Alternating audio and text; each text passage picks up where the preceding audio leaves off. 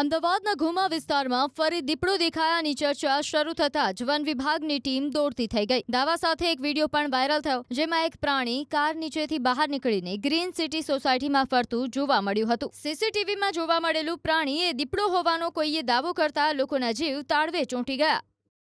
બે સીસીટીવી સામે આવ્યા છે કે જેમાં એક સીસીટીવીમાં જે છે કોઈ જંગલી જનાવર નીકળ્યું હોય તે પ્રકારની વિગતો જોવા મળી રહી છે અને બીજા સીસીટીવી છે તેની પુષ્ટિ જે છે તે હવે વન વિભાગ કરી રહ્યું છે. અત્યારે વન વિભાગના અધિકારીઓ છે એ ગ્રીન સિટી આસપાસ પહોંચ્યા છે અને હાલ આપ જે જોઈ શકો છો કે જે આ ઓટો ગેરેજ છે અને તેના સીસીટીવીમાં ક્યાંક ને ક્યાંક એ જંગલી જનાવર જે છે તે જોવા મળ્યું હતું. હજુ એ વાતની પુષ્ટિ થઈ નથી કે એ ખરેખર દીપડો છે કે કોઈ જંગલી જનાવર, અને તેને લઈને અત્યારે વન વિભાગના અધિકારીઓ જે છે તે સીસીટીવી ચકાસી રહ્યા છે, તપાસ કરી રહ્યા છે, તેના ફૂટમાર્ક હોય તો તે તપાસી રહ્યા છે અને એ બાદ જ ખ્યાલ આવશે કે ખરેખર એ દીપડો છે કે કોઈ જંગલી જનાવર. અત્યારે તો દીપડાની વાતને લઈને તંત્ર જે છે તે ફરી એકવાર એલર્ટ જોવા મળી રહ્યું છે.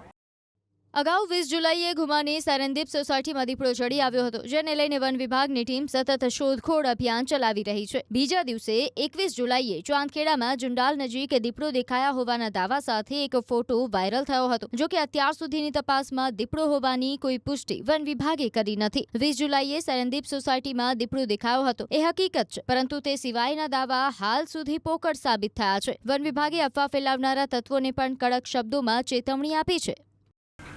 આજે જે ફરીવાર દીપડો દેખાવાની મેસેજ મળ્યા હતા, એના અનુસંધાને અમે અને અમારી ટીમ દ્વારા સ્થળ તપાસ કરવામાં આવી છે. સ્થળ તપાસના અંતે એ નક્કી છે કે આ વન્ય પ્રાણી દીપડો નથી અને જે આ મેસેજ ફરતા થયા છે એ વિશે અમદાવાદની જનતાને અને સમગ્ર લોકોને એટલી જ અપીલ છે કે આવા કોઈ પણ ખોટા મેસેજ ફરતા ના કરે.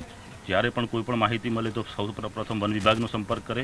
વન વિભાગની ટીમ દ્વારા એ સ્થળની વિઝિટ કરવામાં આવશે અને પૂરતું સ્થળ તપાસ કરી અને જે પણ હશે એ ચોક્કસ આપ સૌને જણાવવામાં આવશે.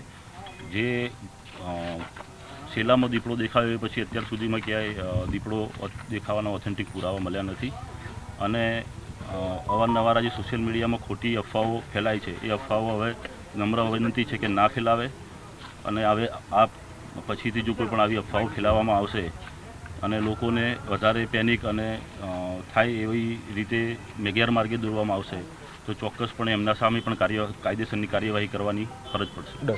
ઓકે, જે પહેલી વાર દેખાયો એ પછી ગઈકાલે પણ તપાસ કરી હતી. બીજે ક્યાંય કોઈ પણ જગ્યાએ થોડા ઘણા પણ પુરાવો મળ્યા છે આગળ, અને અત્યારે હાલ કઈ દિશામાં આપ તપાસ કરી રહ્યા છો? અમે સમગ્ર જે વિસ્તાર સંભવિત વિસ્તાર છે તમામ સંભવિત વિસ્તારમાં અત્યાર સુધીમાં તપાસ કરી લીધી છે. હજુ આગળ ક્યાંય લાગુ ભાગ છે એમાં તપાસ ચાલુ છે, પરંતુ અત્યાર સુધી કોઈ એવા આધારભૂત પુરાવા મળ્યા નથી કે આ વિસ્તારમાં દીપડો છે. વન વિભાગે દીપડાને લઈ તકેદારીના પગલાં જાહેર કરતા કહ્યું કે ઘર, રહેણાંક, સોસાયટીની આસપાસ ઉગી નીકળેલા બિનજરૂરી જાડી ઝાંખરા દૂર કરો. મરઘા, શ્વાન જેવા પાલતુ પ્રાણીઓને સુરક્ષિત જગ્યાએ રાખવા. માંસાહારના કિસ્સામાં વધેલો ખોરાક, હાડકાં વગેરે ઘરની બહાર નાખવો નહીં. ઘરની આસપાસ અજવાળું રાખવું. ઉપરાંત રાત્રે ઓસરી કે ફળિયામાં કે ખુલ્લામાં સૂવું નહીં. વાડી કે ખેતર વિસ્તારમાં વસવાટ કરતા લોકોએ સાવચેત રહેવું. વહેલી સવાર, મોડી સાંજ અથવા અંધારામાં ખુલ્લામાં ફરવું નહીં અથવા તો બેસવું નહીં. સવાર કે મોડી સાંજ દરમિયાન બાળકોને એકલા ન રમવા દેવા. રાત્રે જાડી વિસ્તાર અથવા તો નિર્જન વિસ્તારમાં એકલા ન જવું. 2-3 વ્યક્તિઓ સાથે સમૂહમાં જ જવું. અવર જવર દરમિયાન ટોર્ચ અને લાકડી સાથે રાખવી. જો રાત્રે એકલા જવું પડે તો અવાજ કરતા જવું, જેથી વન્ય પ્રાણીઓને આપણી હાજરીની ખબર પડે અને તે દૂર ચાલ્યા જાય. અચાનક કોઈ વન્ય પ્રાણી આવી ચડે તો ગભરાશો નહીં, દોડધામ ન કરો. પરિવારજનો અને મિત્રોને સુરક્ષિત સ્થળે રાખ્યા બાદ તરત જ વન વિભાગને જાણ કરો.